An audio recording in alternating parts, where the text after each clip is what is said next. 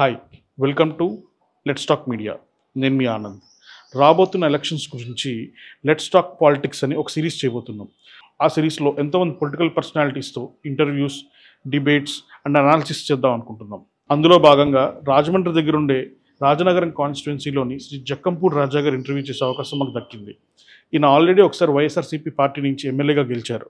రెండోసారి కూడా అదే కాన్స్టిట్యున్సీ నుంచి అదే పార్టీ నుంచి మళ్ళీ ఎలక్షన్స్లో పార్టిసిపేట్ చేయబోతున్నారు. గడిచిన 5 ఏళ్లలో ఈయన కాన్స్టిట్యున్సీకి ఈయన ఏం చేశారో, రాబోయే 5 ఏళ్లలో ఒకవేళ గెలిస్తే ఏం చేయబోతున్నారో ఆయన్ని అడిగి తెలుసుకుందాం. పవన్ కళ్యాణ్ గారు ఏదో ఒక టైంలో మీ కాన్స్టిట్యున్సీకి ప్రచారానికి వస్తారు. If he wants to meet you personally on personal level as a friend, will you go and meet him? మనం ఎందుకు కలుస్తాను? ఎస్సీ ఎస్టీ కమ్యూనిటీస్ అండ్ బడుగు బలహీన వర్గాలు వీళ్ళందరూ కూడా మీ వెనకాల తిరుగుతున్నారంటే మీరు వాళ్ళకి ఏం చేశారో వాళ్ళు అంత స్ట్రాంగ్గా మీ వెనకాల ఉన్నారు. ఇంకా ఈసారి గెలిస్తే మినిస్ట్రీ వస్తుందా, 100 కోట్లు వస్తుందని బయట ప్రచారం జరుగుతుంది. మీ బ్రదర్కి చాలా హ్యూజ్ మాస్ ఫాలోయింగ్ ఉంది. జనసేన క్యాండిడేట్ కాకుండా టీడీపీ క్యాండిడేట్ నిలబడి ఉంటాయి. మీ స్ట్రాటజీలో ఏమైనా డిఫరెన్స్ ఉంటుంది? పార్టీని బట్టి, క్యాండిడేట్ని బట్టి. ఎలక్షన్ కన్నా 6 months ముందు చంద్రబాబు నాయుడు గారిని అరెస్ట్ చేశారు. వేల కోట్ల రూపాయలు ప్రజాధనాన్ని. ఇప్పుడు మీకు అది హెల్ప్ అవుతుందంటున్నారు ఈ ఎలక్షన్స్లో. మద్యం బాటిల్ పట్టుకోవాలంటే షాక్ కొట్టేటటువంటి రీతిలో మీకు అప్పుడు ఉన్నాయా? అసలు అంతవరకు ఎందుకు వెళ్ళింది సార్ అది? మీరు ఇంక రోడ్డు మీదకి వస్తే కానీ కొన్ని ఇబ్బందులు అనేవి ఎదుర్కొంటూ ఉంటాయి. మీ పార్టీలో ఉండే వేరే నాయకుల మీద కూడా మీరు కంప్లైంట్ చేసిన సిచ్యువేషన్స్ వచ్చాయి. చిరంజీవి గారు, పవన్ కళ్యాణ్ గారు వీళ్ళ ఫ్యామిలీతో మీకు చాలా మంచి అనుబంధం. మీ ఫ్యామిలీకి వాళ్ళకు ఉన్న రిలేషన్షిప్స్ ఏమైనా డ్యామేజ్ అవుతాయి? జరుగుతూ ఉంటాయి. మీ ఈ 5 years జర్నీలో రాజనగరం కాన్స్టిట్యుయెన్సీకి చేసిన yes this is my achievement అనిపించిన పని ఏదన్నా ఉందా? 100 మంది ప్రాణాలు పోతూ ఉంటాయి.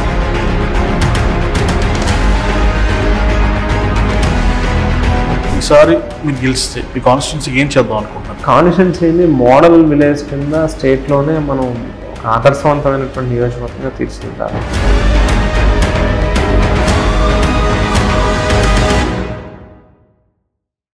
హలో సార్, ఎలా ఉన్నారు? నమస్తే. ప్రచారం స్టార్ట్ అయినట్టుంది, చాలా బాగా తిరుగుతున్నారు. మీకు చూస్తూనే ఉన్నాను మీ సోషల్ మీడియాలో కానీ తెగ తిరుగుతున్నారు జనాల్లో, ఎండనక వానక ఇట్లా. మీ ఇలాంటి సెకండ్ జనరేషన్ లీడర్స్ని చూసిన తర్వాత ఎప్పుడు ఒకటి అనిపిస్తుంటుంది సార్, మీకు మీ పేరెంట్స్ కానీ ఇంట్లో వాళ్ళు ఆల్రెడీ లీడర్స్ అవ్వడం వల్ల పాలిటిక్స్లో వాళ్ళ దగ్గర నుంచి నేర్చుకునే స్కోప్ ఎంత ఉంటుంది? మిమ్మల్ని పొలిటికల్ సర్కిల్స్లో ఎంత అలా ఇన్వాల్వ్ చేసేవాళ్ళు? అసలు డెఫినెట్గా చాలా హై ఇన్ఫ్లుయెన్స్ ఉంటుంది. ఎందుకంటే మనం పెరిగేటటువంటి వాతావరణం అంతా కూడా ఇంట్లో ఆ రకమైనటువంటి ఎన్విరాన్మెంట్లో పెరుగుతాం కాబట్టి పొలిటికల్ సిస్టంలో పెరిగినటువంటి పరిస్థితుల్లో డెఫినెట్గా ఇన్ఫ్లుయెన్స్ అనేది పనిచేస్తుంది. బట్ డైరెక్ట్గా ఎప్పుడు మా ఫాదర్ కానీ మదర్ కానీ స్కూలింగ్ ఏజ్ నుంచి పాలిటిక్స్లో ఎంకరేజ్ చేసింది అది లేదు. కానీ ఆటోమేటిక్గా ప్రభావంతో మేమే ఒక రకంగా చొరవ తీసుకుని ముందుకు వచ్చామని అనుకో. మీరు ఆల్రెడీ ఒకసారి ఎమ్మెల్యే చేస్తారు, సెకండ్ టైం మళ్ళీ చేస్తున్నారు కాబట్టి అసలు ఒక ఎమ్మెల్యేకి డ్యూటీస్ ఏముంటాయి sir for normal public to understand? జనరల్గా ఈ ప్రజాస్వామ్య వ్యవస్థలో ప్రజాప్రతినిధి అనేదానికి మనం స్పందించేటటువంటి తీరు, ఎక్కడైనా ఎవరికైనా ఏదైనా ఒక అవసరం వచ్చినప్పుడు, ఒక కష్టం వచ్చినప్పుడు మనం దానికి స్పందించేటటువంటి తీరు, లేకపోతే ఆ ప్రాంతానికి ఏదైతే అవసరాలు అనేటువంటివి ఉంటాయో, ఏదైనా ఇన్ఫ్రాస్ట్రక్చరల్గా కావచ్చు, లేకపోతే ఇండివిజువల్ బెనిఫిట్స్కి సంబంధించి కావచ్చు, గవర్నమెంట్ తాలూకా స్కీమ్స్ కానీ ప్రోగ్రామ్స్ కానీ ఏవైతే ఉన్నాయో అవి ఎంత ఎఫెక్టివ్గా పనిచేస్తున్నాయి, ఎంతవరకు ప్రజలకి అందుతున్నాయి అనేటువంటి దాని మీద కావచ్చు. గవర్నమెంట్లో ఉన్నటువంటి డిఫరెంట్ డిపార్ట్మెంట్స్ తాలూకా అడ్మినిస్ట్రేషన్ సక్రమంగా జరుగుతుందా, ప్రజలకి నిజంగా ఎక్కడ ఏ రకమైనటువంటి అవినీతికి అక్రమాలకి తావు లేకుండా సర్వీసెస్ అనేటువంటివి అందుతున్నాయా లేదా, ఇవన్నీ జనరల్గా. అసలు మామూలుగా on scale of 1 to 10 how difficult is the job of MLA physically and mentally? ఎందుకంటే ఐ కెన్ సీ మీరు ఏదో సినిమాలో చూపించిన బయట జనాలు అనుకుంటారు MLAs are all bad people, political people are all bad people అని, కానీ నేను మిమ్మల్ని చూస్తున్నా, మిమ్మల్ని కానీ వేరే లీడర్స్ కానీ చూస్తుంటే వాళ్ళందరూ కూడా యాక్చువల్లీ ఎప్పుడూ కూడా పగలనగా రాత్రిగా జనాల మధ్యలో తిరుగుతూ ఉంటారు. అండ్ చాలామంది వచ్చి వాళ్ళ బాధలు చెప్తుంటారు. I can see that there is a lot of physical and mental strain that's going on. మామూలుగా మీకేమనిపిస్తుంది సార్ ఇది చూస్తుంటే, mental and physical strain on scale of 1 to 10 ఎలా ఉంటుంది? ఇక్కడ 2 విషయాలండి. ఒకటి జస్ట్ ఇది ఒక పదవి కింద, ఒక హోదా కింద భావించేటటువంటి వాళ్ళకి వాళ్ళ స్వప్రయోజనాలకి, వాళ్ళ వ్యాపారాలకు, లేకపోతే వాళ్ళ ఆస్తులు పెంచుకోవడానికి ఉపయోగపడుతూ ఉంటుంది. వాళ్ళు కంఫర్టబుల్గానే ఉంటారు జనరల్గా, పెద్ద ఎక్కువ సీరియస్నెస్ ఉండదు, ఎవరైనా ఏమైనా అనుకుంటారేమో అనేటువంటి భయం ఉండదు. వాళ్ళు డబ్బులతో రాజకీయంలోకి వస్తారు, డబ్బులు వెదజల్లుతారు, ఎలక్షన్లు చేస్తారు, గెలిచిన తర్వాత మళ్ళీ ఆ డబ్బులు ఖర్చు పెట్టినటువంటి, పెట్టుబడి పెట్టినటువంటి డబ్బుల్ని వెనక్కి ఎట్లా తెచ్చుకోవాలనేటువంటి దాని మీద వాళ్ళ బుర్రంతా పనిచేస్తూ ఉంటుంది. వేరే పబ్లిక్కి నిజంగా సీరియస్గా కమిట్మెంట్తో వర్క్ చేయాలి, మంచి పేరు తెచ్చుకోవాలి, మనం ప్రజల హృదయాల్లో 10 కాలాల పాటు మనం గుర్తుండిపోయేటట్టుగా ఉండాలి అని భావించేటటువంటి వాళ్ళకి మాత్రం డెఫినెట్గా కాస్త ఆ లోడ్, ప్రెషర్ ఇవన్నీ కూడా ఉంటుంది కాస్త. బట్ అల్టిమేట్గా ఎవరైతే ప్రెషర్ తీసుకుని డెడికేటెడ్గా పనిచేస్తారో డెఫినెట్గా లాంగ్ టైమ్ పబ్లిక్ యొక్క మనసుల్లో ఆ పేరు నిలిచిపోయేటటువంటి పరిస్థితి ఉంటుంది. మీకు చాలా పేషెన్స్ ఎక్కువ విన్నా. జనరల్గా మీకు how strict are you as an MLA? Like ఎవరైనా చిన్న తప్పు చేసినా సరే వెంటనే you will take action or you generally give them another chance? అందరం మనుషులమే కాబట్టి పొరపాట్లు అనేవి అందరూ చేస్తూ ఉంటారు. ఒక్కొక్కసారి దేవుడు కూడా పొరపాటు చేస్తూ ఉండొచ్చు. బట్ అల్టిమేట్గా ఆ తప్పుని తెలుసుకున్నామా, మళ్ళీ దాన్ని రెక్టిఫై చేసుకున్నామా, రియలైజేషన్ ఉందా లేదా అనేది ఇంపార్టెంట్. సో జనరల్గా మొదటి తప్పుకి లేకపోతే చిన్న చిన్న పొరపాట్లకి అంత రియాక్ట్ అవ్వం. చాలా ఓపిక్గా, సహనంగానే కొంచెం ఎక్కువ టైమే ఓపిక పడుతూ ఉంటాం. అదర్వైజ్ ఇంకేదైనా తప్పని పరిస్థితుల్లో అది వాలంటరీగా దాని మీద రియాక్షన్ అనేది వాలంటరీగా వస్తుంది. వాంటెడ్గా దీనికి స్పందించాలని కాదు, దీనికి స్పందించకూడదని కాదు, అవసరాన్ని బట్టి అట్లా. సార్ ఇప్పుడు మామూలుగా రూలింగ్ పార్టీలో ఉన్న ఎమ్మెల్యేస్కి ఆర్ అపోజిషన్లో పార్టీలో ఉన్న ఎమ్మెల్యేస్కి ఒక పని చేయించుకోవాలంటే లెట్స్ సే రోడ్ వేయించుకోవాలి, లేకపోతే ఏదైనా బ్రిడ్జ్ కట్టించుకోవాలి, ఇట్లాంటి వాటిల్లో డిఫరెన్స్ ఏమన్నా ఉంటుందా వర్క్ చేయించుకోవడంలో? అంటే వాళ్ళకి ఈజీగా అవుతుంది, వీళ్ళకి ఈజీగా అవుతుంది, వీళ్ళకి కాంటాక్ట్స్ ఉంటాయి, అట్లా ఏమన్నా ఉంటుందా? జనరల్గా ఎవరైనా కూడా ఇప్పుడు అవుట్ ఆఫ్ 175 కాన్స్టిట్యున్సీస్ ముఖ్యమంత్రి గారు వచ్చి రాజానగరం నియోజకవర్గంలో ఏం కావాలనేది ఆయన చేయలేడు. నేను నా ప్రయారిటీస్ నేను చెప్తాను. నా నియోజకవర్గంలో నా పబ్లిక్కి సంబంధించి, నా వాటర్కి సంబంధించి ఉన్న సమస్యలు ఇవి, వీటిని రిజాల్వ్ చేయండి అని అడుగుతాం. సేమ్ టైం అలాగే నేను కూడా నా నియోజకవర్గంలో ఉన్నటువంటి విలేజెస్లో అక్కడ స్థానికంగా ఉండేటటువంటి నాయకుల మీద ఆధారపడతాం. వాళ్ళు ఏవైతే గ్రౌండ్ నుంచి ఇన్పుట్స్ తీసుకొస్తారో ఆ గ్రామంలో ప్రాధాన్యతలు, ఈ సమస్యలు కొంచెం హై ప్రయారిటీ, హై ఇంపాక్ట్ ఉన్నటువంటి వర్క్స్ ఇవి అర్జెంటుగా టేకప్ చేస్తే ఎక్కువ మందికి ఉపయోగపడుతుంది, ఆ స్కోప్ ఎక్కువ ఉంటుంది అనేటువంటి ఏవైతే వాళ్ళు తీసుకొస్తారో జనరల్గా వాటికి ప్రయారిటైజ్ చేస్తూ ఉంటాం. కరెక్ట్. ఎందుకంటే గవర్నమెంట్ అనేది, డెవలప్మెంట్ అనేది, ఇన్ఫ్రాస్ట్రక్చర్ క్రియేషన్ అనేది ఇది ఒక కంటిన్యూస్ ప్రాసెస్. ఇదేమి ఓవర్ నైట్ అయిపోయేది కాదు, లేకపోతే ఈ రోజుతో ఫుల్ స్టాప్ పడిపోయేది కాదు. కరెక్ట్. ఇది వేళ కొన్ని అవసరాలు ఉంటాయి, రేపటికి మళ్ళీ ఇంకొక కొత్తవి వస్తూ ఉంటాయి, ఎల్లుండికి మళ్ళీ ఇంకోటి వేరే కొత్త ఇవి రావచ్చు, రిక్వైర్మెంట్స్. కరెక్ట్. సో ఆ లోకల్ పీపుల్, లోకల్ రిప్రజెంటేటివ్స్ ఎవరైతే ఉంటారో వాళ్ళు దేనికైతే ప్రయారిటీస్ ఇస్తారో జనరల్గా వాటి మీదకే ఫోకస్ చేస్తాం. అంటే ఇప్పుడు చాలా మీడియా ఛానల్స్లో, యూట్యూబ్ ఛానల్స్లో కూడా లైక్ నేను హైదరాబాద్లో ఉంటాను, ఐ రియలీ ఫీల్ బ్యాడ్. నేను ఆంధ్రప్రదేశ్లో పుట్టి పెరిగిన మనిషిని. ఆంధ్రప్రదేశ్ రాజకీయాలు కులం చుట్టూ తిరుగుతున్నాయని చాలా చెప్తుంటారు. అసలు హౌ ట్రూ ఈజ్ దిస్? జనరల్గా రాజకీయాలు అనేసరికి ఎంతో కొంత ఈ సామాజిక వర్గాల సమీకరణాలు అనేటువంటివి పనిచేస్తూ ఉంటాయి. రాజకీయాలని కాకపోయినా ఇవాళ ప్రతి వ్యవస్థలో కూడా కొంత ప్రభావితం అవుతూ ఉన్నాయనేది వాస్తవమైనటువంటి విషయం. సో కులాల మధ్య అనేది ఎవరైనా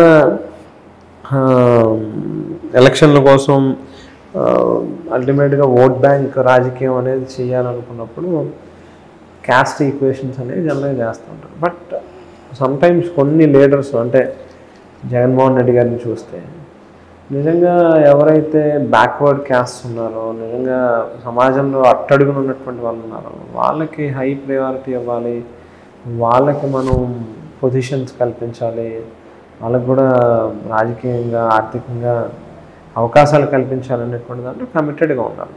సో అల్టిమేట్గా ఆ సామాజిక వర్గాలు అనేవి మనకు ఆకర్షితులు అవుతూ ఉంటాయి. మీ ఫాదర్ రామ్మోహన్ రావు గారు ఆయన కాలం చేశాక మీరు ఇటుకే వైల్ ఫర్ యూ అండ్ మీరు మళ్ళీ పొలిటీషియన్గా వెనక్కి వచ్చారు. ఇప్పుడు మీరు వేరే బిజినెస్ చేసుకొని ఉంటేనో లేకపోతే ఏదైనా చేసుకొని ఉంటేనో అది వేరేలాగా ఉండదు, కానీ బట్ మీ ఫాదర్ లెగసీని తీసుకొని వస్తున్నారు కాబట్టి వాజ్ ఇట్ డిఫికల్ట్ మీకు? డెఫినెట్గా కొంత ఆ ఛాలెంజ్ అనేది ఉంటుంది, ఎందుకంటే ఆ బార్ చాలా హై. అక్కడ నాన్నని చూసే మనల్ని కూడా ఎక్స్పెక్ట్ చేస్తూ ఉంటారు. అది డెఫినెట్గా అంటే దానివల్ల అంటే ఆయన్ని చూసి ఆయన దృష్టిలో పెట్టుకుని మన దగ్గర నుంచి కూడా హై ఎక్స్పెక్టేషన్స్లో ఉంటారు. ఇక్కడ కిమ్స్ హాస్పిటల్లో కానీ మన షెల్టన్ ఏరియాలో చాలా హాస్పిటల్స్ ఉన్నాయి. ప్రతి నెల కొన్ని లక్షల బిల్స్ కడుతుంటారు, అటు వెళ్తుంటాయని విన్నాను చాలా మందికి. అండ్ నిన్న ఒక అబ్బాయి చెప్పాడు, ఎవరో 4ంటికి యాక్సిడెంట్ అయితే 20,000 కావాలని టక్ టక్ టక్ మంది తీసుకొచ్చి ఇచ్చారు, ఆయన అప్పుడు వచ్చారు అని. అసలు ఎందుకు ఇస్తుంటారు? మీ సొంత మనీ మీరు ఎందుకు ఇవ్వాల్సి వస్తుంటుంది? జనరల్గా మెడికల్ సర్వీసెస్లో, మెడికల్ హెల్ప్స్లో కొంచెం ముందుంటాం. ఎందుకంటే మా ఫాదర్ కొంచెం ఇల్ హెల్త్తోనే ఆయన చనిపోయారు. ఎవరైనా పూర్ అండ్ నీడీలో ఉన్నటువంటి వాళ్ళకి హెల్త్ అనేది అవసరం వచ్చినప్పుడు ఖచ్చితంగా వాళ్ళకి చేయాల్సిన బాధ్యత మనం ఒక ప్రజాప్రతినిధిగా ఒక పబ్లిక్ లైఫ్లో ఉన్నప్పుడు డెఫినెట్గా ఉండాల్సిన అవసరం ఉంది. సో జనరల్గా గవర్నమెంట్ సైడ్ నుంచి లేకపోతే డిఫరెంట్ ట్రస్ట్స్, ఫౌండేషన్స్ నుంచి ఏ రకంగా హెల్ప్ చేయగలం అనేది ఫస్ట్ చూస్తాం. ఇన్కేస్ అక్కడి నుంచి అవ్వట్లేదు అని అనుకున్నప్పుడు అక్కడ ఉన్న ఎమర్జెన్సీని బట్టి కొంతమందికి మనం మన చేతిలో అవకాశం ఉన్నప్పుడు సాయం చేయాలి కాబట్టి జనరల్గా చేస్తూ ఉంటాం. అది కొన్నిసార్లు ఎమర్జెన్సీ అవుతుంది, ప్రాసెసెస్లో అవుతూ ఉంటే ఇంకా మీరే పెట్టేస్తుంటారు అంతే. సమ్టైమ్స్ ఇంకా అది అవసరం తప్పదు అన్నప్పుడు డెఫినెట్గా, ఎందుకంటే ఆ 10 రూపాయలు ఎంతైతే అవసరమో చేయాలి. 10,000 అవ్వచ్చు, 1 lakh అవ్వచ్చు, 10 lakhs అవ్వచ్చు. ఒక్కొక్కసారి ఆ డబ్బులు లేకపోతే మనిషి ప్రాణము లేకపోతే అతనికి ఇబ్బంది కలిగే పరిస్థితి ఉంటుంది. కాబట్టి కరెక్ట్, నీడ్ ఉన్న టైంలో హెల్ప్ చేయడం అనేది చాలా ఇంపార్టెంట్. మనం ఒక రెస్పాన్సిబుల్ పబ్లిక్ లైఫ్లో ఉన్నప్పుడు రెస్పాన్సిబిలిటీ ఫీల్ అయినప్పుడు డెఫినెట్గా అవి అవసరం. దానికి అంతా ఏంటి అని లెక్కలేస్తే ఈలోపు మనిషికి ఇబ్బంది అవుతుంది.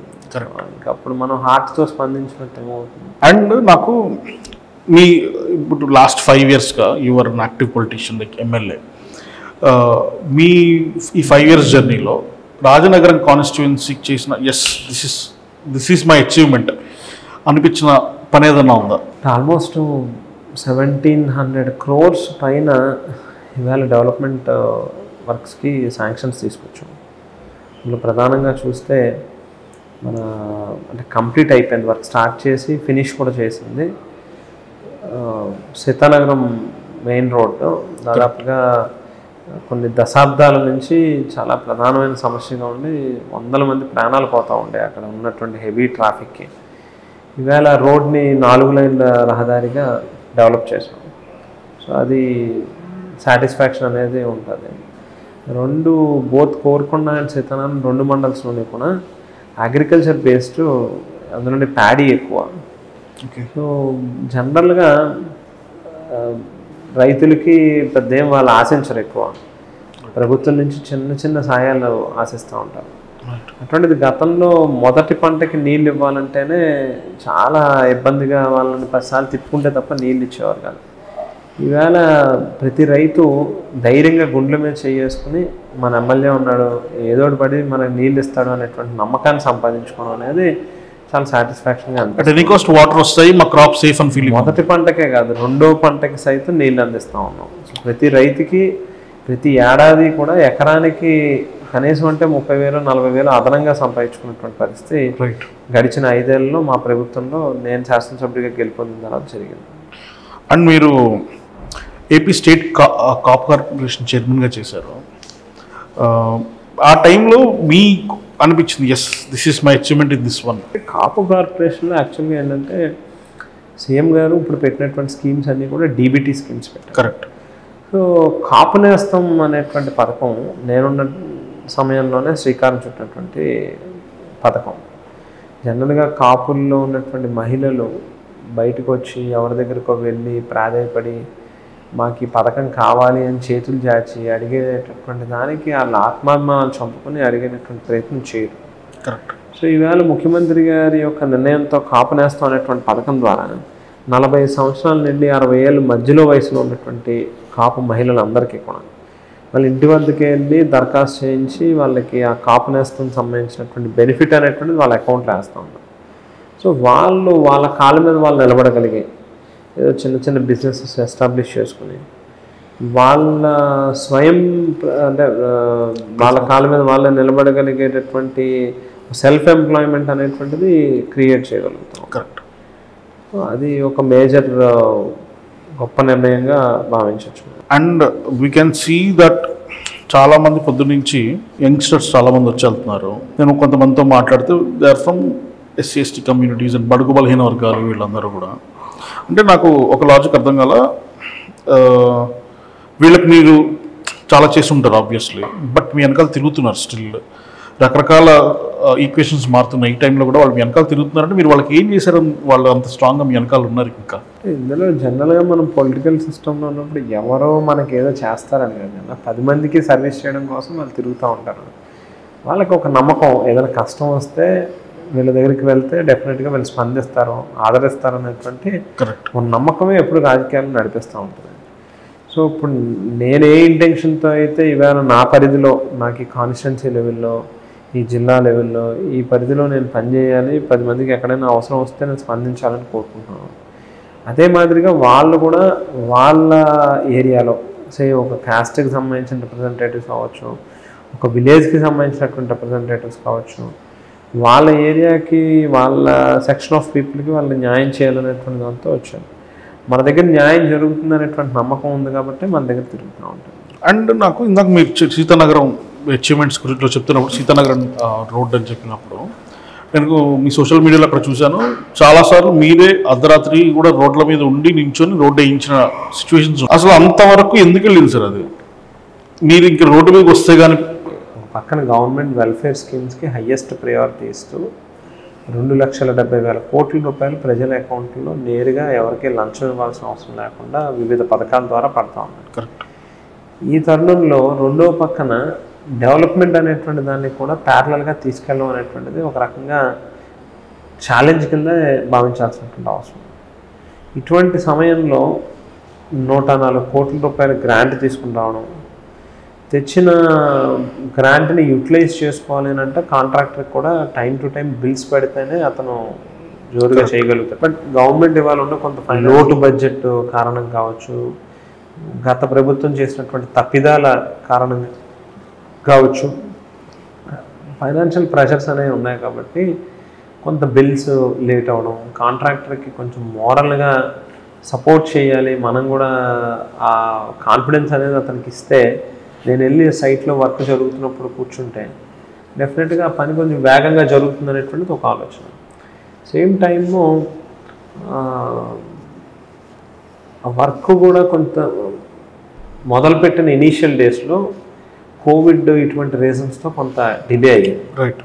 సో ఆ డిలేని కవర్ చేయడం కోసం కూడా నైట్ టైం కూడా వర్క్, నైట్ టైం జనరల్గా ట్రాఫిక్ ఉండదు, అట్లా వెదర్ పర్మిట్ చేస్తుంది, ఇటువంటి రీజన్స్ అన్నిటి మీద కూడా సీసీ రోడ్ లే చేయాలని అంటే కొంచెం మరీ ఎక్కువ హాట్ సమ్మర్ లాంటి టైంలోని మార్నింగ్ డే టైంలోనే వేస్తే తొందరగా క్రాక్స్ వచ్చేటటువంటి అవకాశం ఉంది. ఓకే.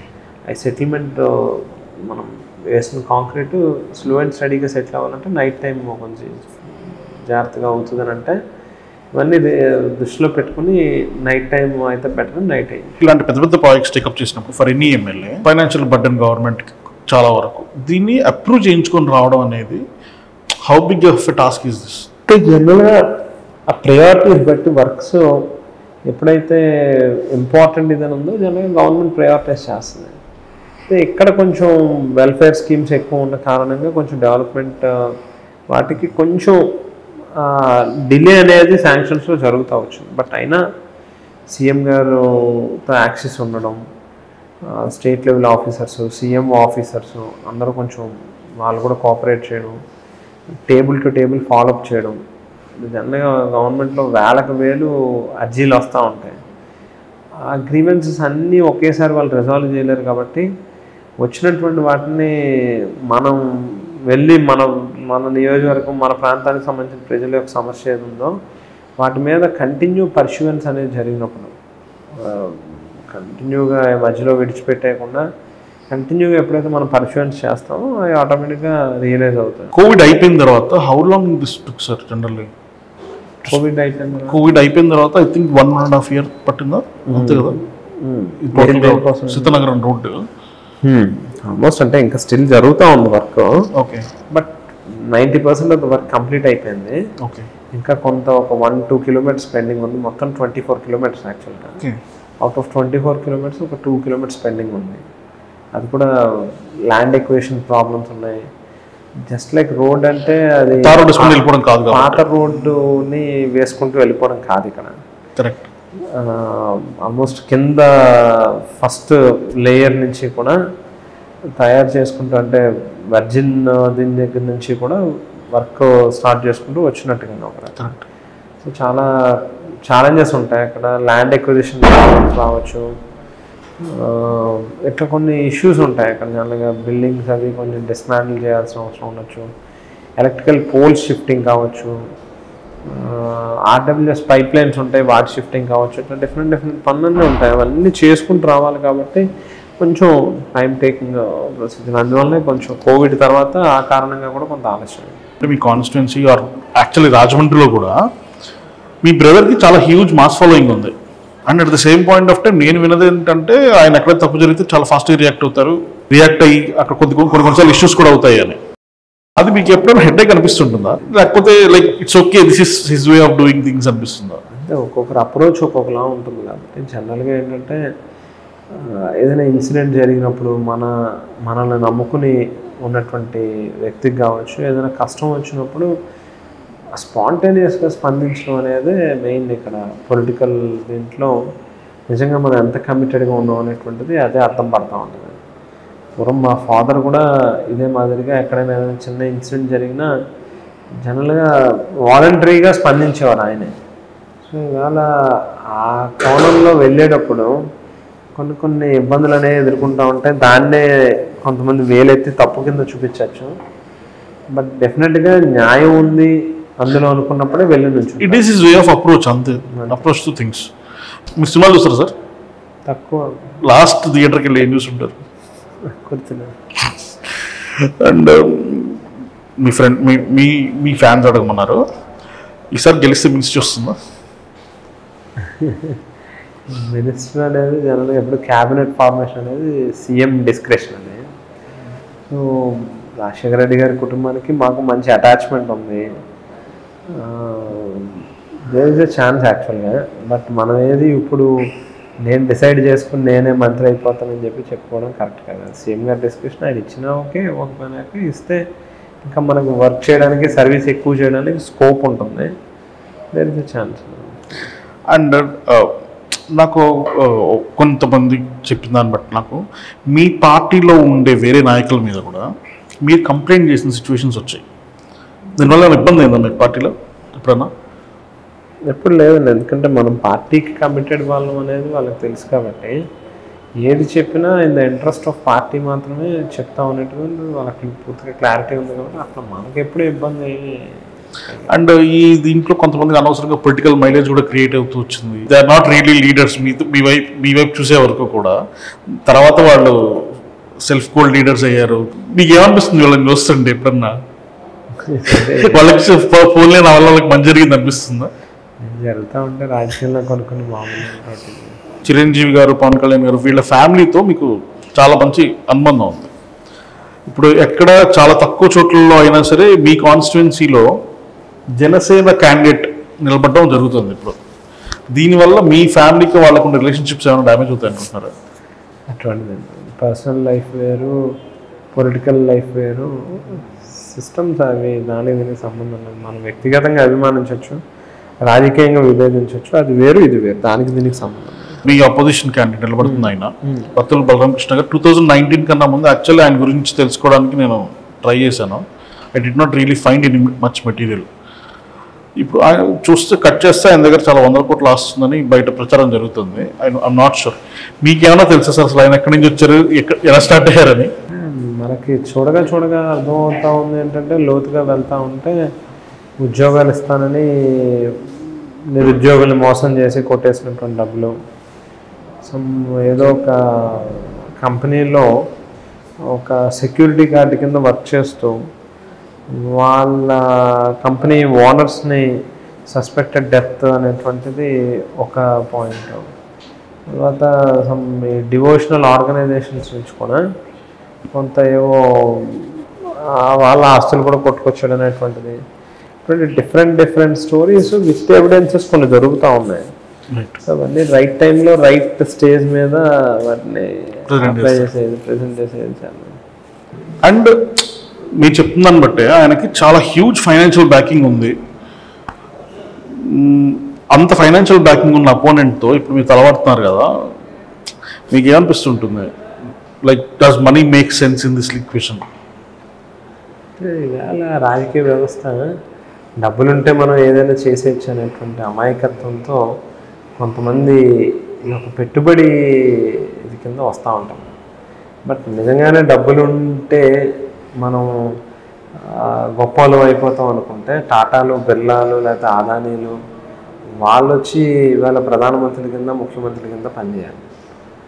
డబ్బులు ఒకటే అనేది కాదు, డబ్బులతో పాటు క్యారెక్టర్ అనేది ఉండాలి, పబ్లిక్కి స్పందించేటటువంటి విధానం ఉండాలి.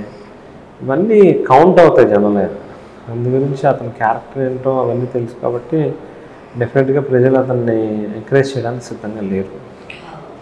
ఇప్పుడు let's say hypothetically Janasena candidate కాకుండా టీడీపీ క్యాండిడేట్ నిలబడి ఉంటాయి, మీ స్ట్రాటజీలో ఏమైనా డిఫరెన్స్ ఉంటుందా రైట్ నౌ? అఫ్కోర్స్ జనరల్గా ఎప్పుడైనా పార్టీని బట్టి, క్యాండిడేట్ని బట్టి ఈక్వేషన్స్ అనేవి ఎప్పుడు మారుతూ ఉంటాయి. అప్పుడున్న స్ట్రాటజీస్ అప్పుడు అవసరాన్ని బట్టి మారుతూ ఉంటాయి. సాధారణంగా అది రొటీన్గా జరిగేది. అంటే 2019 ఎలక్షన్స్లో చాలా స్ట్రాంగ్గా ప్రామిస్ చేసి కొంతవరకు మ్యాక్సిమం యాక్చువల్లీ డెలివరీ చేసిన ప్రామిస్ ఏంటంటే నవరత్నాలు. ఇప్పుడు అది I don't know if people still remember or not, చాలాసార్లు, ఎందుకంటే వాటి పేర్లు మారుతూ వచ్చాయి. ఇప్పుడు మీకు అది హెల్ప్ అవుతుందంటున్నారు ఈ ఎలక్షన్స్లో? డెఫినెట్గా అవుతుంది, అనుమానం వెళ్ళలేదు. ఎందుకంటే డైరెక్ట్ బెనిఫిషియరీ ట్రాన్స్ఫర్ అనేది కానీ, లేకపోతే లంచాలకి తావు లేకుండా, వివక్షలకు అవకాశం లేకుండా ఇవాళ అన్ని వర్గాల ప్రజలకి మంచి జరుగుతుంది కాబట్టి డెఫినెట్గా that will help us. And దీనివల్ల కొంతమంది జనాలు డబ్బులు ఫ్రీగా ఇచ్చేస్తున్నారు, సోమరిపోతులు అయిపోతారు, వాళ్ళు ఇంక ఏం నేర్చుకోరు అని కొన్ని కొటేషన్స్ కూడా చెప్తున్నారు. ఇప్పుడు దీని మీద మీ ఒపీనియన్ ఏంటి సార్? జనరల్గా కడుపు నిండినటువంటి వాళ్ళు మాట్లాడేటటువంటి మాటలు ఒకలా ఉంటాయి, అవసరంలో ఉన్నటువంటి వాడి యొక్క మాటలు ఒకలా ఉంటాయి.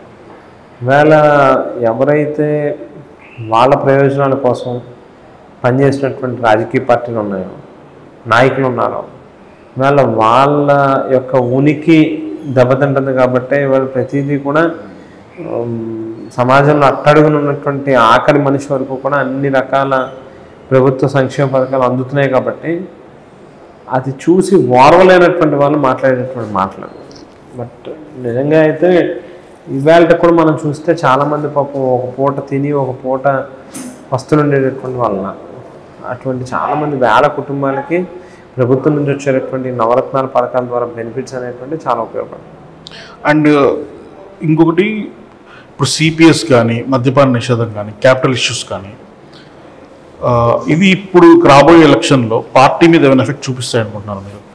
ఇక్కడ సిపిఎస్కి సంబంధించి బెస్ట్ ఆల్టర్నేటివ్ వేరేది కూడా ముఖ్యమంత్రి గారు ఆఫీసర్స్కి అందరికీ కూడా చూపించడం జరిగింది, ఎంప్లాయీస్కి. రైట్. గవర్నమెంట్ అనేది కూడా ఎక్కడి నుంచో డబ్బులు అనేవి రావు, గవర్నమెంట్ కూడా కొన్ని పరిధులు ఉంటాయి, ఉన్న ఆర్థిక పరిస్థితిని బట్టే కొన్ని నిర్ణయం తీసుకోగలరు కాబట్టి ఉన్న అవకాశం మేరకు బెస్ట్ పాలసీ ఏదైతే అది ఆల్రెడీ చెప్పడం జరిగింది. పోతే మద్యానికి సంబంధించి కూడా ఎన్నికలకు ముందు ఏదైతే ప్రధానంగా చెప్పామో మద్యం బాటిల్ పట్టుకోవాలంటే షాక్ కొట్టేటటువంటి రీతిలో వాటి యొక్క రేట్లు పెంచుతాము అని చెప్పాను. అలాగే బెల్ట్ షాపులు వీటన్నిటిని కూడా అధిగమిస్తాం, కంట్రోల్ చేస్తామని చెప్పారు ముఖ్యమంత్రి గారు. వాళ్ళు దానికి కమిట్ అయ్యి ఆల్రెడీ ఆల్మోస్ట్ షాప్స్ అవి తగ్గించేయడం కానీ, రేట్లు విపరీతంగా పెంచి ఎవరైనా బాటిల్ పట్టుకోవాలంటే కూడా భయపడేటటువంటి పరిస్థితిని తీసుకున్నారు జరిగింది. సేమ్ టైం క్యాపిటల్ ఇష్యూ కూడా సీఎం గారు గత అనుభవాలు ఏవైతే ఉన్నాయో, ఇవాళ హైదరాబాద్ లాంటి మహానగరాన్ని విడిచిపెట్టుకుని మనం వేరే రాష్ట్రానికి వచ్చి, అంటే వేరే రాష్ట్రం అంటే మన రాష్ట్రానికి రాజధాని లేనటువంటి పరిస్థితిలోకి వచ్చేసాం. మరోసారి అటువంటి పరిస్థితి రాకూడదని అంటే ఖచ్చితంగా డెవలప్మెంట్ అనేది అన్ని చోట్ల డీసెంట్రలైజ్ అయితేనే మంచి జరుగుతుంది, అందరం ఐక్యంగా ఉంటాం అనేటువంటిది ఆయన తరపు నమ్మకం. ఆ ఉద్దేశంతోనే ఇవాళ క్యాపిటల్ అనేటువంటిది కూడా కర్నూలులో న్యాయ క్యాపిటల్ కింద, రాజధాని కింద, జ్యుడిషియల్ క్యాపిటల్ కింద, సేమ్ టైం మన అమరావతిలో శాసనసభ రాజధాని కింద, మన వైజాగ్లో వచ్చేసరికి అడ్మినిస్ట్రేషన్ అంతా కూడా అక్కడి నుంచి జరిగేటట్టుగా ఒక నిర్ణయం అనేటువంటి చెప్పడం జరిగింది. సో ప్రజలు డెఫినెట్గా దానికి ఆమోదయోగ్యంగా తెలియజేస్తూ ఉన్నారు. కేవలం ఏంటంటే రాజకీయపరమైనటువంటి ప్రయోజనాలతో ఒక పక్కన, మరో పక్కన వాళ్ళ ఆస్తులు ఎక్కడైతే కూడగట్టుకున్నారో గత ప్రభుత్వంలో వాటి యొక్క రేట్లు పెంచుకోవడం కోసం ఆలోచించి మాత్రమే ఈ అమరావతి అనేటువంటి ఒక ఇది అమరావతిని తీసుకొచ్చి ప్రజల్ని ఏమార్చేటటువంటి ప్రయత్నం చేస్తూ ఉన్నారు. అండ్ 2004లో చంద్రబాబు నాయుడు గారు ఓడిపోవడానికి ముఖ్య కారణం గవర్నమెంట్ ఎంప్లాయీస్ అని ఒక నడిచింది అప్పట్లో. ఇప్పుడు గవర్నమెంట్ ఎంప్లాయీస్ ఎవరి సైడ్ ఉన్నారు మీరు అనుకుంటున్నారు? డెఫినెట్గా మా సైడే ఉన్నారు. ఎందుకంటే కాంట్రాక్ట్ ఎంప్లాయీస్ కానీ, అవుట్సోర్సింగ్ ఎంప్లాయీస్ కానీ వాళ్ళకు కూడా గతంలో మీద చాలా మెరుగైనటువంటి బెనిఫిట్స్ పొందారని చెప్పాల్సినటువంటి అవసరం ఉంది. సేమ్ టైము రెగ్యులర్ ఎంప్లాయీస్ కూడా కొన్ని డిసాటిస్ఫాక్షన్స్ అనేటువంటివి ఉన్నప్పటికీ కూడా గత ప్రభుత్వానికి ఇవాళ మన ప్రభుత్వానికి ఉన్నటువంటి వ్యత్యాసాన్ని కూడా వాళ్ళు చూశారు. ఈ రాష్ట్రంలో మంచి పాలన కొనసాగాలంటే జగన్మోహన్ రెడ్డి గారి వాళ్ళు మాత్రమే సాధ్యం అవుతుంది అనేటువంటిది కూడా నమ్మే ఇవాళ ఎంప్లాయీస్ సైతం వైఎస్ఆర్ కాంగ్రెస్ పార్టీకి, జగన్మోహన్ రెడ్డి గారికి మద్దతు పలకడానికి సిద్ధంగా ఉన్నారు. ఇప్పుడు అండ్ ప్రతి ఊర్లో కూడా సచివాలయాలు, రైతు భరోసా కేంద్రాలు, పబ్లిక్ హెల్త్ సెంటర్స్ పెట్టారు. దీనివల్ల జనాలకి ఎంత హెల్ప్ అయిందని మీరు అనుకుంటున్నారు? డెఫినెట్గా హెల్ప్ జరుగుతుంది. ఎందుకంటే గ్రామ సచివాలయం భవనం అనేది అది జస్ట్ ఒక సచివాలయం, 4 ఇటుకలు 4 గోడలతో కట్టినటువంటి ఒక చిన్న బిల్డింగ్ కాదు, ఒక వ్యవస్థ. ఇవాళ ఎవరికైనా ఏదైనా పని పడితే జిల్లా హెడ్ క్వార్టర్లో ఉన్నటువంటి కలెక్టరేట్ చుట్టూ పూర్వం తిరిగేవాళ్ళం మనం, కాళ్ళు ఎరిగేటట్టుగా, చుట్టలు ఎరిగేటట్టుగా. ఇవాళ ఏది అవసరం వచ్చినా మన గ్రామంలోనే 4 అడుగుల దూరంలో ఒక చక్కటి గ్రామ సచివాలయం నిర్మాణం చేసి అందులో ఒక 11-12 మందిని వివిధ శాఖలకు సంబంధించినటువంటి అధికారులను నియమించి వాళ్ళతో పాటుగా ప్యానల్గా ప్రతి 50 కుటుంబాలకి ఒక వాలంటీర్ వ్యవస్థను తీసుకొచ్చి గవర్నమెంట్ తాలూకు ప్రతి స్కీమ్ని కూడా ఆఖరి మనిషి వరకు కూడా అందేటట్టుగా చూస్తూ ఉన్నాను. ఇంకా ఎక్కడైనా ఏదైనా పొరపాటు జరిగినా, వాళ్ళకి ఏదైనా అందాల్సినటువంటి బెనిఫిట్స్ అందకపోయినా, ఏదైనా డిలేలో ఉన్నా వాటిని కూడా ఫాలోఅప్ చేసేటటువంటి కార్యక్రమం జరుగుతుంది. సో ఇవన్నీ కూడా ఏంటంటే ఒక 550 సర్వీసెస్ నిర్దిష్టమైన కాల సమయంలోపు వాళ్ళు ఎవరు తీసుకొచ్చి ఏ చిన్న అర్జీ పెట్టినా కూడా, చిన్న గ్రీవెన్స్ పెట్టినా విత్-ఇన్ టైం రెస్పాండ్ అయ్యి వాళ్ళు తిరిగి మళ్ళీ సమాధానం చెప్పాలి వాళ్ళు. సో అదొక గొప్ప వ్యవస్థ సచివాలయం అనేటువంటి. సేమ్ టైం రైతు భరోసా కేంద్రాలు. పూర్వం రైతులు ఏదైనా అవసరం వస్తే మండలంలో ఉన్నటువంటి ఒకే ఒక అగ్రికల్చర్ అధికారి ఉండేవాడు మండలం మొత్తానికి, వాళ్ళ చుట్టూ తిరగాల్సినటువంటి అవసరం ఉండేది. ఇవాళ విత్తనాల నుండి విక్రయాల వరకు అన్ని స్థాయిల్లోని రైతు భరోసా కేంద్రంలో ప్రతి రైతుని చేయి పట్టుకుని ముందుకు నడిపించే కార్యక్రమం ప్రభుత్వం చేస్తుంది. Same time YSR health clinic కానీ ఇవన్నీ కూడా ఆ కోవలోకి సంబంధించినటువంటివి. అవి పబ్లిక్కి ఉపయోగపడతాయి. పార్ట్ ఆఫ్ అడ్మినిస్ట్రేషన్ కూడా ఒక గొప్ప రెవల్యూషన్ కింద కూడా మనం చెప్పుకోవాల్సినటువంటి అవసరం. ఇప్పుడు టీడీపీ పవర్లోకి వస్తువన్నీ ఉంటాయా? చేస్తామని వాళ్ళే చెప్తున్నారు కదా. ఇవాళ వాలంటీర్లతో పంచిపెట్టించాల్సినటువంటి పెన్షన్స్ అడ్డుపడి కేవలం ప్రభుత్వానికి మంచి పేరు వస్తుంది అనేటువంటి దుర్బుద్ధితో పెన్షన్లను కూడా మళ్ళీ ఆఫీస్కి వెళ్ళి లైన్లో ఉండి తీసుకోండి అని చెప్పాను అనేటువంటి ఆర్డర్ను కూడా ఇప్పించడం జరిగింది చంద్రబాబు నాయుడు గారు. చాలా చోట్ల దాదాపు ఆల్మోస్ట్ 80 ప్లేసెస్లో క్యాండిడేట్స్ని మార్చేశారు పార్టీ వాళ్ళు, కొత్త క్యాండిడేట్స్ వచ్చారు. దీనివల్ల వీళ్ళు ప్రిపేర్ అయి ఉన్నారా కొత్త వచ్చిన క్యాండిడేట్స్, లేకపోతే క్యాడర్ కానీ మిగిలిన వాళ్ళు కానీ పాత వాళ్ళకి స్టిక్ అయినా ఉన్నారా? దీనికి జనాలు ఎలా చూస్తారు? అందరూ గేరప్ అయ్యే ఉన్నారు. పాత వాళ్ళని కూడా చాలా మందిని కన్విన్స్ చేశారు, వాళ్ళ సపోర్ట్ కూడా తీసుకునే ప్రయత్నం చేస్తూ ఉన్నారు. కొత్త పాత అంటే కొత్త ఇన్ఛార్జ్ పాత ఇన్ఛార్జ్ కలిపి ఒక కాంబినేషన్తో కలెక్టివ్ టీం వర్క్ చేస్తారు. ఎలక్షన్ కన్నా 6 months ముందు చంద్రబాబు నాయుడు గారిని అరెస్ట్ చేశారు. దీనివల్ల ఏమన్నా మర్సీ వచ్చిందంటారు జనాల్లోకి? ఏమన్నా తప్పు చేసిన వాడిని క్షమించాలి, అతన్ని కన్సిడర్ చేయాలి అని అంటే మనం ఎక్కడికి వెళ్తాం? ఆ తప్పు కూడా ఎంతవరకు కన్సిడరబుల్లా కాదా అనేటువంటి ఇందాకే నేను చెప్పాను మీతో.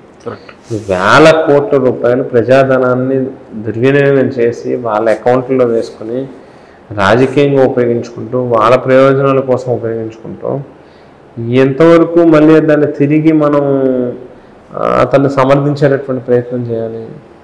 సో అందుకని ఏమాత్రం కూడా అందులో అసలు మెర్సీ అనే దానికి స్కోపే లేదు. మీకు అప్పులు ఉన్నాయా? అప్పులు ఉంటాయండి, ఎందుకంటే రాజకీయాల్లో ఉన్న వాళ్ళకి బయటకు కనిపించే దానికంటే లోపల ఎక్కువ అప్పులు ఉంటాయి. అండ్ నాకు చిన్న డౌట్ వచ్చిందన్నమాట. ఇప్పుడు పవన్ కళ్యాణ్ గారు ఏదో ఒక టైంలో మీ కాన్స్టిట్యున్సీకి ప్రచారానికి వస్తారు. If he wants to meet you పర్సనల్గా అనే personal level as a friend, will you go and meet him? లేకపోతే ఎలక్షన్స్ తర్వాత కలుస్తారంటారా? ఆయన ఎందుకు కలవాలని అనుకుంటాడు, మనం ఎందుకు కలుస్తాడు జరిగేది. ఓకే. అండ్ నాకు నా పర్సనల్ క్వశ్చన్ ఇది, ఇప్పుడు ఫ్యూచర్ జనరేషన్స్, రాబోయే జనరేషన్స్లో ఎవరన్నా లీడర్ అవ్వాలనుకుంటే, మీలాగా ఎమ్మెల్యే అవ్వాలనుకుంటే, లెట్స్ చేస్తే వాళ్ళు 10th ఇంట్లో చదువుతున్నారు అనుకోండి, ఇప్పుడు వాళ్ళు ఎటువంటి ఐడియాలజీని డెవలప్ చేసుకోవాలి? అంటే జనరల్గా ఎప్పుడైనా పొలిటికల్ దీంట్లో మనం స్పందించేటటువంటి తీరు, మన ప్రాంతానికి సంబంధించి మనం కమిటెడ్గా డెవలప్మెంట్ సంబంధించినటువంటి ఆస్పెక్ట్లో, ఎందుకంటే మనం ఎప్పుడైతే ఇన్ఫ్రాస్ట్రక్చర్ డెవలప్ చేస్తామో ఆటోమేటిక్గా అన్నిటికీ కూడా వాల్యూ ఇది అనేది పెరుగుతుంది ఎప్పుడు కూడా. సో ఆ రకమైన కోణంలో ఇంకా ఇన్నోవేటివ్గా ఏం చేయగలం, గ్రామ స్థాయిలో నుంచి కూడా మొదలుపెట్టి కంట్రీ లెవెల్ వరకు కూడా మనం ఏం చేయగలం అనేటువంటిది ఖచ్చితంగా ఒక విజన్తో వస్తే బాగుంటుంది యూత్ ఎవరైనా కూడా. And last and final question, ఈసారి మీరు గెలిస్తే మీ కాన్స్టిట్యున్సీకి ఏం చేద్దాం అనుకుంటున్నారు మన పర్సనల్ నోట్? ఇప్పుడు ఏవైతే కొత్తగా శాంక్షన్స్ తీసుకొచ్చినటువంటి వర్క్స్ ఉన్నాయో వాటి అన్నింటినీ కూడా ఫినిష్ చేయాలి. దాంతోపాటు అంటే దాదాపుగా ప్రతి గ్రామంలోనే కూడా బేసిక్ ఇన్ఫ్రాస్ట్రక్చర్ 80-90% పూర్తి చేసినాం, ఇంకా కాస్త 10-20% పెండింగ్ ఉంటాయి. వాటిని కూడా ఫుల్ స్ట్రెచ్లో కంప్లీట్ చేసేసి కాన్స్టిట్యున్సీని మోడల్ విలేజ్ కింద స్టేట్లోనే మనం ఒక ఆదర్శవంతమైనటువంటి నియోజకవర్గంగా తీర్చిదిద్దాలి. సేమ్ టైం యూత్కి సంబంధించి కూడా అన్ఎంప్లాయిడ్ యూత్కి వాళ్ళకు కూడా అవకాశాలు కల్పించాలి, ఉద్యోగ అవకాశాలు అనేటువంటిది మెరుగుపరచాలనేటువంటిది కూడా డెఫినెట్గా ఒక హైయెస్ట్ ప్రయారిటీ. రైతులకి ఎప్పుడు ఇచ్చినట్టుగానే సాగునీరు చక్కగా ఇచ్చి వాళ్ళ దగ్గర మంచి పేరు తెచ్చుకుని చాలా thank you sir. Thank you. చూశారు కదా మా ఇంటర్వ్యూ విత్ జక్కంపూడి రాజా గారు. ఈ ఇంటర్వ్యూ మీకు నచ్చినట్టయితే ఇలాంటి interviews, panel discussions and debates కోసం please subscribe to let's talk media. Thank you.